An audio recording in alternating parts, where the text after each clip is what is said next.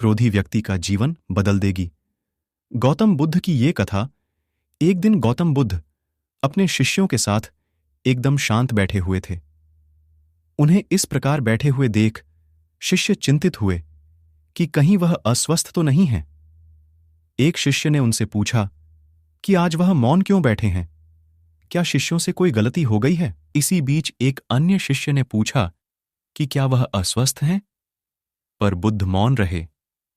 तभी कुछ दूर खड़ा व्यक्ति जोर से चिल्लाया, आज मुझे सभा में बैठने की अनुमति क्यों नहीं दी गई है? बुद्ध आंखें बंद करके ध्यानमग्न हो गए। वह व्यक्ति फिर से चिल्लाया, मुझे प्रवेश की अनुमति क्यों नहीं मिली? इसी बीच एक उदार शिष्य ने उसका पक्ष लेते हुए कहा कि उसे सभा में आने की अनुमति प्रदान की जाए। बुद्ध ने आंखें खोलीं और बोले, नहीं, वह अछूत है, उसे आज्ञा नहीं दी जा सकती। यह सुनकर शिष्यों को बड़ा आश्चर्य हुआ। बुद्ध उनके मन का भाव समझ गए और बोले, हां, वह अछूत है।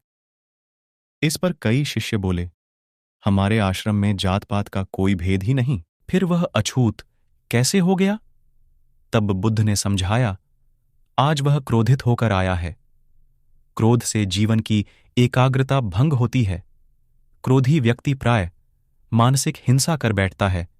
इसलिए जब तक वह क्रोध में रहता है तब तक अछूत होता है। इसलिए उसे कुछ समय एकांत में खड़े रहना चाहिए। क्रोधित शिष्य भी बुद्ध की बातें सुन रहा था। पश्चाताप की अग्नि में तपकर वह समझ चुका था कि अहिंसा ही मनुष्य का महान कर्तव्य व परम धर्म है। वह बुद्ध के चरणों में गिर पड़ा और कभी क्रोध न करने का प्रण लिया। शिक्षा।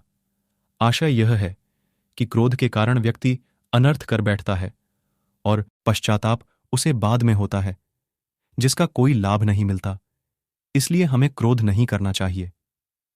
असल मायने में क्रोधित व्यक्ति अछूत हो जाता है और उसे अकेला छोड़ देना चाहिए।